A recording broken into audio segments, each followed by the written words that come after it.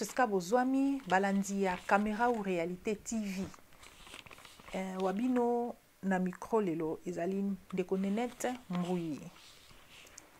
Solo mingi penza na meseni ko mona na liboso na bino kozala motuni mituna na bandeko. Kasi lelo na yetu vanda to solola to manyola elongo. To solola nano oyo eza koleka na mboka nga na bino to réfléchir ensemble.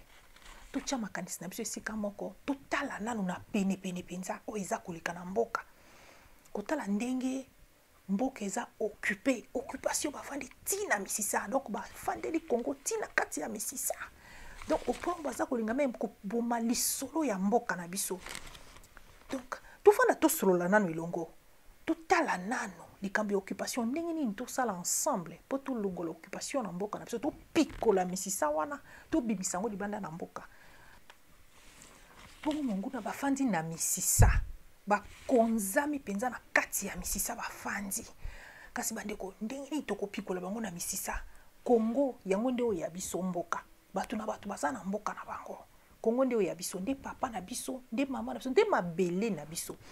Ndeko nanga soki tozangi mboka tokozala susu ndenge tokovanda ndenge nini ata ndeke na likolo ayebi soki apumbweti akotelema na nzete moko asala zala na ye bongo Congo nde epa na biso siko wana baza koluka kobotola biso mboka moke baza kolinga bapanza bakata basilisa basasa nyonso makili ese sopani mingi na Congo kasi monguna aza tellement déterminé kosilisa biso kesengeli ngana yo tofanda lelo esengeli tofanda lelo to manyola elongo to solola to chama ele na biso esika moko totala ndenge président oya biso ya pariko papa Honoré Ngwanda ameke kopesa biso na mwa posindo banzela sambo ezaki nzela poto meka kotala ndenge nini tokosala pona komema population na soulèvement populaire. Soulèvement populaire ya solo oyo komema biso na but. Tomoni biso nyonso elongo ba marche pacifique ba marche boye makili ezo sopana kaka pamba. Eza tangu ya kochama ele ya solo na place to fanda. Tozo beta carte to fandi na seto solo li solo pour soulèvement oyo ezala un coup KO, un biwo. Donc to tepa li susute. Donc to meka kotala mbala moko. Bongo yango na kosenga na bande kopenza tolanda na bokebi totala na lo ba point oyo sambo oyo epesaki biso président Honoré Ngwanda ya pariko totala na bozindo penza eloko nini ndeko lingaki koloba na biso donc posa na biso eza penza lelo to solo la penza mutu nyonso couche nyonso na Congo mutu nyonso na niveau na ye na langage na ye na capacité intellect na ye akoka kozwa oyo nini ezali message parce que ezali kambu ya Congolais nyonso na niveau na ye niveau nyonso ya moke ezali kambu ya ba étudiant ezali kambu ba baza na politique ezali kambu ba baza na kelasi ezali kambu ba baza na secondaire na primaire ezali lokomo ke fait comme la biso lokola slogan to lobango lokola slogan papa betela mama lisolo mama kitisa na bana babetango na kelasi to solola yango po tokoka kotala ndenge ni tokobimisa mboka na biso na kati ya occupation ndenge ni tokosala stratégie ndenge tokosala pour soulèvement populaire oyo to bimisa mboka na biso na occupation bandeko nanga eza ndenge ndeko Albert alobi liboma eza kosala kaka ozosala likambo ndenge moko nyonso ngonga nyonso mais ozozelo mona epesi o résultat mosusu to résultat meilleur mais ndenge nini eloko ozosala ka ndenge moko o changer yango te bongo na suko zelaki omona eloko mosusu esengeli ndi o changer esaleli o changer approche bongo nomona pe résultat échanger lokola ndenge tokendaka ezala kaka dialogue dialogue ba eko changer yango forme ba biso te bandeko toke concertation toroyo lo tozokende ka ba même processus te toke marche pacifique te toke iboy to meki yango mbala combien bandeko nanga plus de 20 ans sikoyo depuis bazo kosa biso peuple congolais plus de 20 ans toke na ba accord répétitif toke na ba élection o bango moko ba bengi démocratique sima bango moko bakoya ba tricher ba yibi ba voix makile ya peuple congolais ils ont continué ka kosopana ba bazai ko espérer que ba komona lobby kitoko ba moniter ba keipe na sia mabele ndengwana toko kene na système oyo ti wapi to vanda bandeko nanga to solola tokanisa elongo banzela sambo oyo totala yango ndenge tolobaki bapapa boza na devoir ya koexplike na bamama boza na devoir ya kokita yango na bana boza na devoir ya kokabola yango na baninga boza na tokomisa yango slogan soki tokomisi banzela sambo oyo lokola slogan tocomprendre yango tomona ndenge soulèvement populaire oyo tokosala ndenge toke na but na biso bongo na yango sans plus tarder tokota na banzela na biso sambo ndenge tolobaki ndenge epesaki biso président na biso Honoré Ngwanda.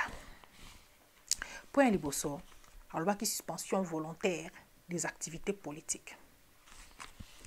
Il y a solo suspension volontaire et activités politiques wana ndenge alobaki na point liboso ndenge alansaki yango ezalaki le 31 décembre il fallait salima déjà ndenge wana ezali relativement na baccord bidon na bango basignaki baccord oyo basignaki comme toujours sachant que le 31 il fallait à l'élection. Yango ande monsieur le président Honoré Ngwanda apesaki biso tout sur le 31 wana lokola début ya ko annoncer fin moko boye. Donc c'est-à-dire en se soulevant, en stoppant tout et ça annonçait déjà la fin d'une chose. Eza tarte bandeko. Tout ke kotala na biso nyonso ensemble to sololango. Awa ndenge tozoloba eza likambo mbela oyo epesameli penza ba congolais ya solo. Ekotosa mbela oyo ezaka congolais ya solo. Po yenda za na bolingo ya mboka na ye. Po yenda za ko sosola likamni ezokomela mama na biso Congo. Donc esengeli congolais nyonso nesiko zwami. Esika nyonso comprendre que naza congolais ou naza ko travailler pene na zinga na nga naza na banguna o baza ko bundisa ngai. Donc na couche nyonso longola kazaka na yo.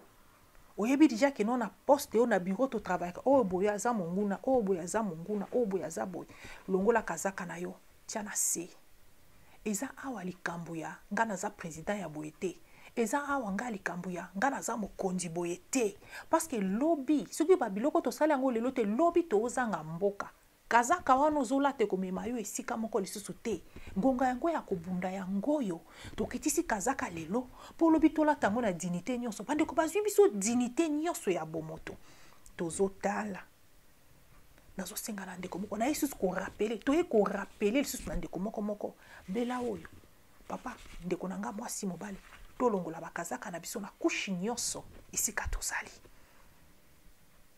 Donc du moment où on comprend que non awa naza na banguna na ngai tout autour toyebi bango bien moto moko akoki koloba te ki ayeba kite toyebani bien ezala na belobeli na biso toyebani ke oyo aza yanga te ndeko nanga soki tokitisi kaka bakazaka na biso ba institution nyonso ekufi yebisa ngai nani yango bakoyebisa ye ke a partir ya lelo musala no esili bakopesa bako benga na Congo mobima na musala ke osalema te bato ebele bazo mituna babiso ki na tiki peut-être na kozala mutali boso bakotika bakolongolanga na musala eza likambo ya yo moko te eza likambo ya biso nyonso ba professeur na université na classe politique bato nyonso en un seul geste en un seul temps paf biso nyonso tolongoli bakazaka na biso totiena se bongo nde tokoka kolonga pe ko annoncer ndenge na lobaki ne bandele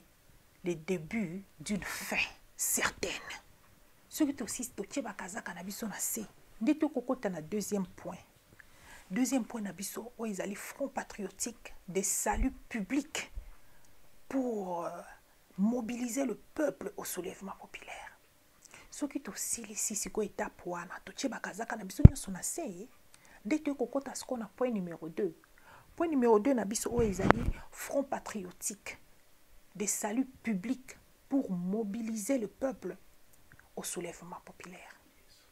Bandeko nangai awa eza gouvernement ya transition te ndenge ba mesana kokosa biso tango nyonso gouvernement ya transition e ya kapete awa eza likambo ya gouvernement ya transition te to ezali pe likambo ya parti politique moko songolo to bato ba créer te awa eza lisolo ya bana ya mboka 100% congolais eza likambo ya bapaya te eza likambo ya ba rwandais awa te tokovanda autour ya mesa wana na bapaya te eza likambo asiko tosikola mboka tofanda sikoyo na se na mesa biso nyonso tobeta masolo yango bato na mayele baye na oya bango mayele totie na se ba professeur à l'université boye to fandi ba étudiant bino ba gara ya lobi boye to fandi ba professeur bato minene politique ndeko nyonso congolais nyonso couche nyonso to fandi na se autour ya mesa moko toye kosolola oh idée oyo bandeko na nga eza penza ya motuya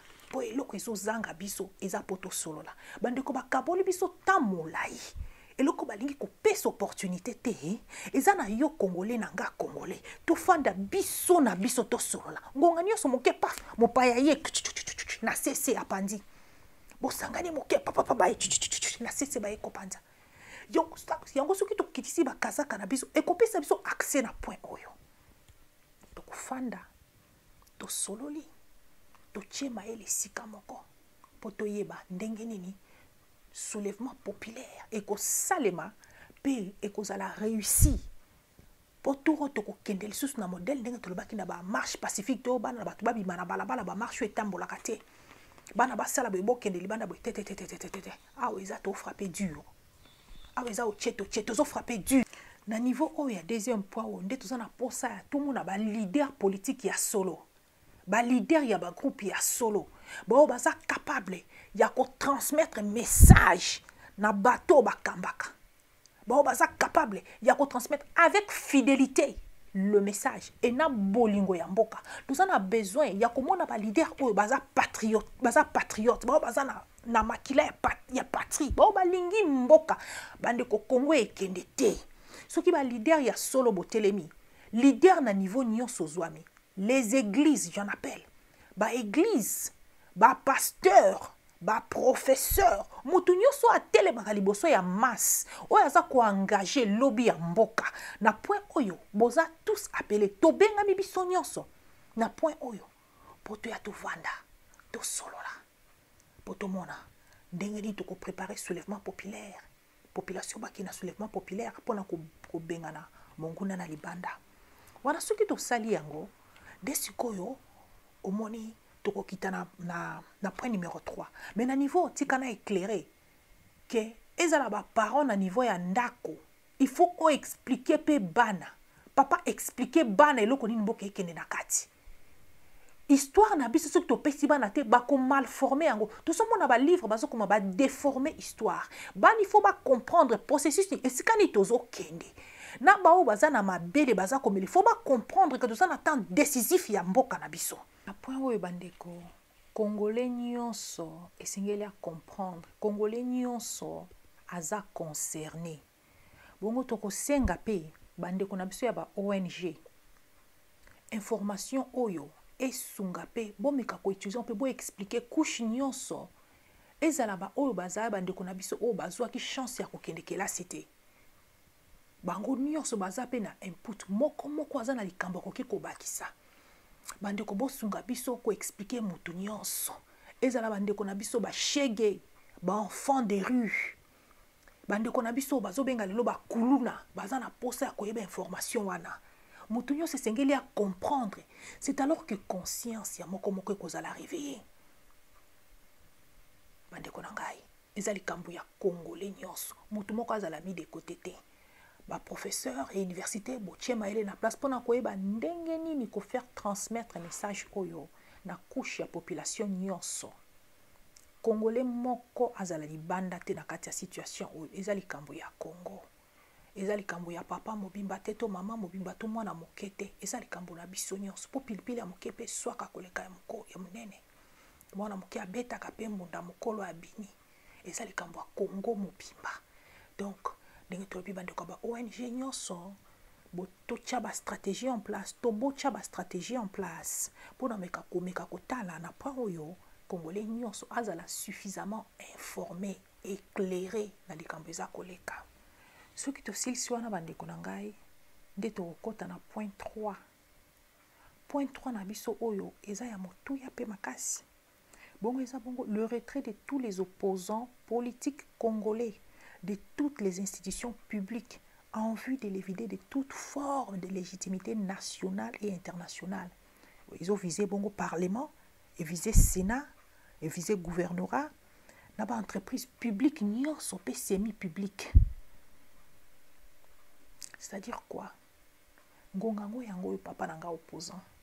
Soko ozalaki lelo opposant to leader, eza pona mboka oyo, pona peuple oyo moni lelo bazo souffrir. Tala nanu pene na yo. Mekana nuko tala pene na yo. Ata tango bimaka na mutuka na oke musala. Tala population pene na yo. Ba oyo lelo oza lokola opposant po ozalaki oza garant pona ko bunda pona bango. Tala vinini voisin na yo yaza pembeni na yo bato yo oza censé ko défendre baza nango. De opposant tala nanu avec sincérité yo moko. Bato yo oza telemi na gouvernement lobi oza opposant po batela bango. Tala nanu vinini baza komene. Ngonga yango yo. Tu ba kovanda ensemble. Okitisa kazaka na yo olongwa na poste wana. Eza sacrifice moko terrible. Mais ekoboma yo pe nzala pona tamola ite. Ekoboma yo pété. Parce que ozo tala intérêt pe ya bato yo lo bakozo bundela. To meka kubunda pona solo mbala oyo. Bongo na kolowaka bandeko ba opposant tokoki kotala pe exemple tokoki ko bakisa bandeko na biso ba ambassadeur na ba ambassade nyonso ba RDC sikezwami. Oza opposant ozwami na poste moko quelconque déposé bima libanda tika musala wana pona bolamu ya mboka na yo. Point oyo ezosenga sacrifice ezosenga moto aza ko considérer plus de 12 millions ya peuple congolais oyo ekufi makila oyo etangi 12 millions, je vous en prie. 12 millions ya bandeko na yo oyo bakufi. Moko te kati na biso kolobaka na babitumbo eleki oyo ata ndeko na ye moko akufi na kati. Il s'agit de 100 congolais. Eza mabota na biso ndezo kende. Soki ozalaka opposé un solo ya congolais. Soki solo lelo yo oza leader pe oza opposant mpona koprotéger mboka. Occasion yango epesameli yo. Déposer longwa place wana. Ba ambassadeur nyonso banso babengami lokola ba avocat ya Congo na échéance nyonso. Congo nini yo zo défendre. Congo yango ezokufa ezosila. Déposer. Biso nyonso to déposer tchana se. Ngonga yango ya kokitsa parce que population ngo tozolo ba tozo batela. Biso moko tozomona. Soko bimi na mutuka na lelo leka batu batali bache tala batu baoli ya mboka ya mbongo ya mboka bango yeyo. To déposer to tchanase. Ça nous sert à quoi? Ça nous bénéficie à quoi? To continuer kolia mbongo ya lokuta. Ça nous bénéficie à quoi? To continuer kolia mbongo oyo eza lokola makila ya bana mboka eza kotanga. Ça nous bénéficie à quoi? Bana na biso bakola na mbongo oyo biso moko na conscience chargée toyebi ke eza mbongo ya moyibi bandeko ba opposant na bondeli bino to kitisa.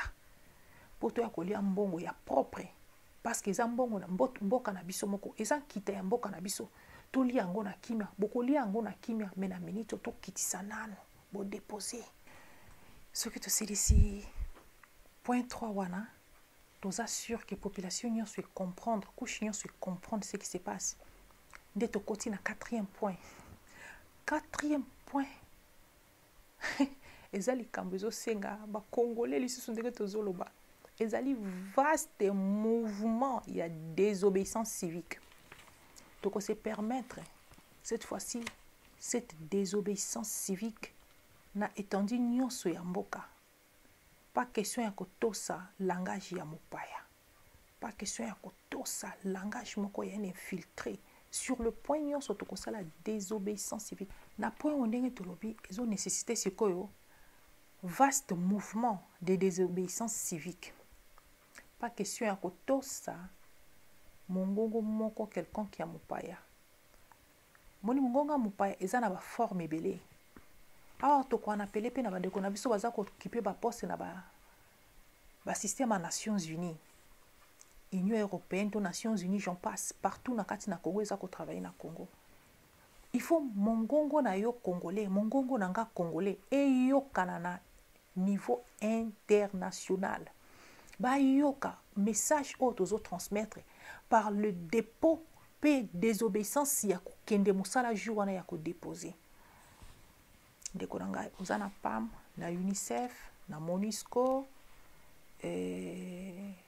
na PNUD, na OCHA, na Union européenne, esika nyonso, institution nyonso eza na Congo. Bandeko na ngai, c'est maintenant ou jamais. Eza sikoyo ou jamais. biso pe tomema libanga na biso na construction ya édifice ya mboka na biso bosunga biso faire écouter faire entendre voix ya congolais na niveau wana des point numéro 4 vraiment eza très important na bandeko na biso bokanisa te ke bandeko na biso na sozi nous boza libanda ya likambo oyo boza libanda te boza concerné. Il s'agit de notre pays. Bosunga pe kolakisa apport na bino en déposant pour un temps dans un mouvement na désobéissance wana ke mosala te jour wana biso nyonso to boyi to kendete pour d'ailleurs ce que totali mboka ngo pe kimia toza na ngote eza par pe bango moko ba mindete baza ko mimela biso biloko wana ba couverture ya ba ONG ba Nations Unies ba yenango bazo ya nango mbongo bango te bazo mema bazo zonga nango au moins mokolo wana to faire écouter ba statistique musu bazo pesa biso to yebi biso nyonso bino na bino to yebi ba statistique musu eza ya lokuta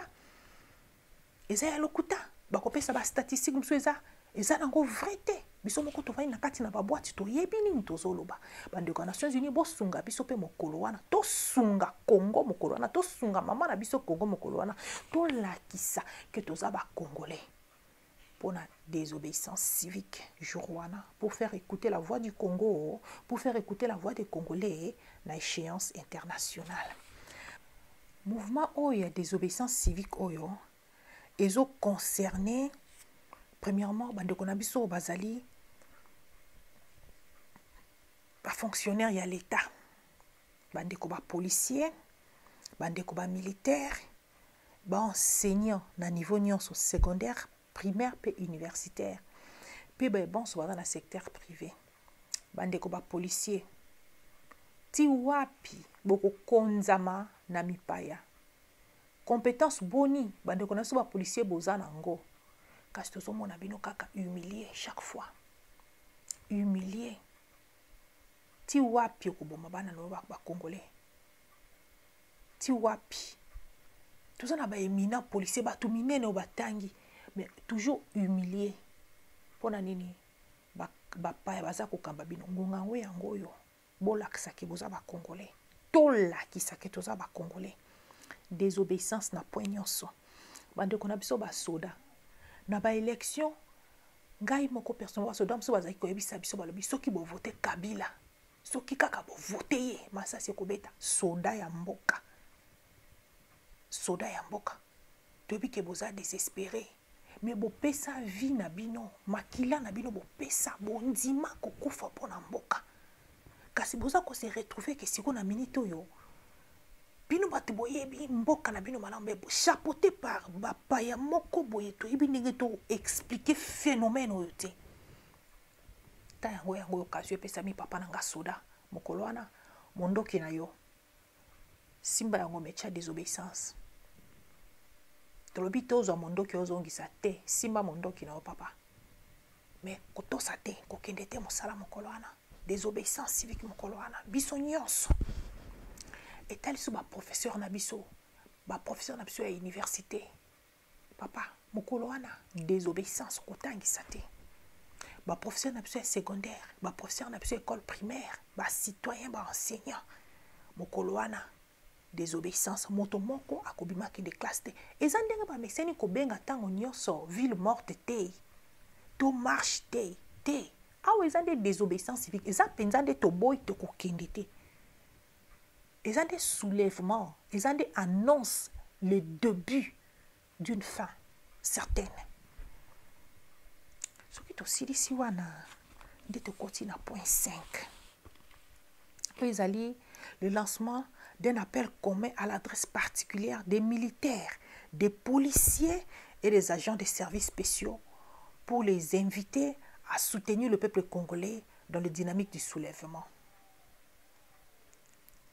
Bandeko ba policier ndenge touti koloba sikoyo, bandeko ba soda touti koloba sikoyo. Awa sikoyo, population eza na posa na bino, toza na posa na bino. Bana mboka ba congolais na Congo baza na posa na bino, bo sunga bango.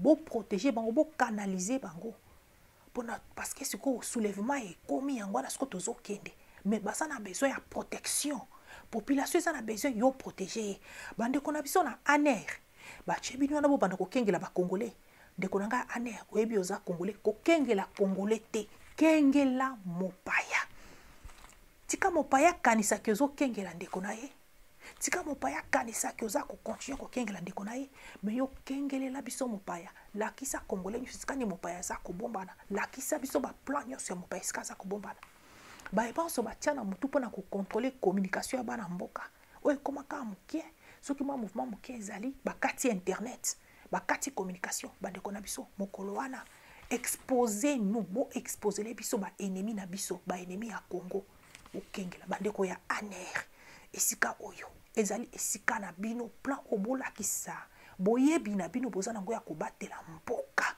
boyebi na bino boza nango ya koprotéger baintérêt ya mboka po to bindenge boza kosala mpo na bino boyebaki tolingi toprotéger mboka mais il se fait que boza chapeauté par monguna siko kino wapi bokotala makila ya Congo ezokende kosopana na mayele o bino boza nango policier kino wapi okobalula mondoki koboma ndeko na yo kino wapi munguna akotinda yo boma ndeko na yo pe obomi osilisi kino wapi soda kino wapi mokolo eza mokolo ya to canaliser peuple to baluka to tala contre monguna mais to canaliser peuple na sûreté pe na protection nyonso vers le soulèvement po eza biso na bino elongo nde tozotelema biso na bino elongo nde tozokeko sikola mboka policier aner soda eza biso na bino elongo tango bandeko na biso ya baservice spéciaux baprotéger bacongolais baprotéger biso baprotéger baya mboka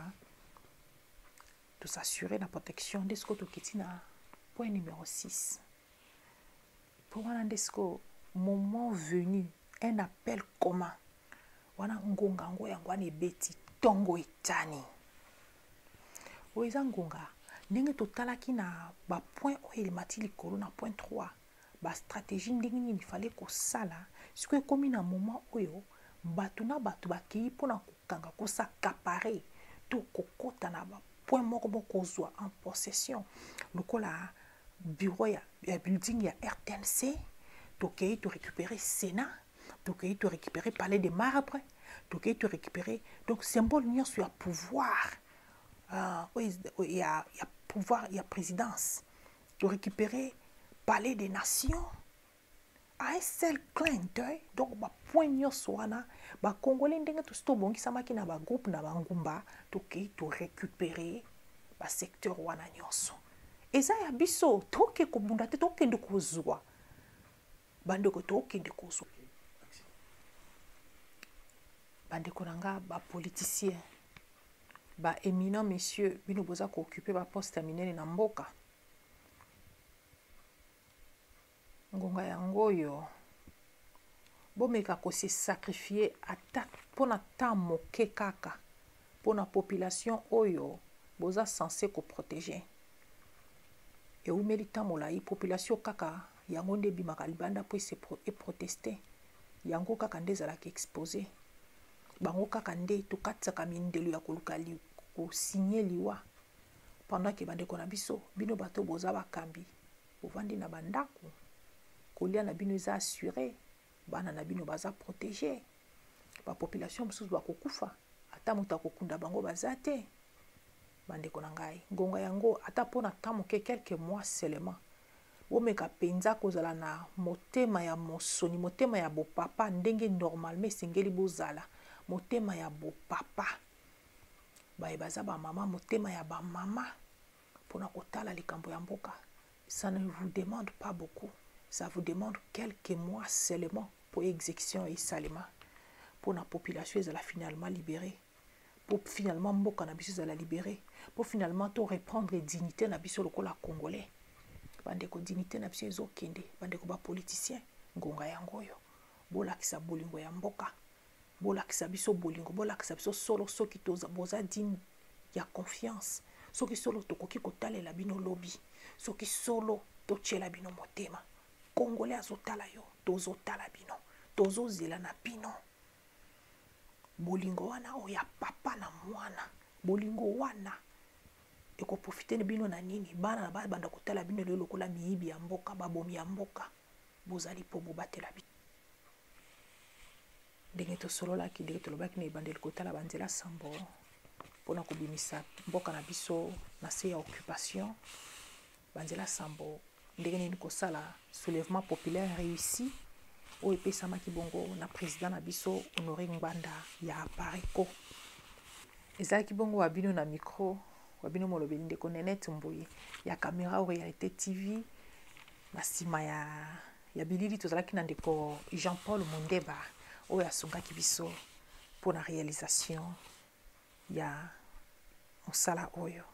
Matondo mingi na bino nyonso balandi nde tomonani mbala na nsima na mikolo mizako ya po tosolola lisusu.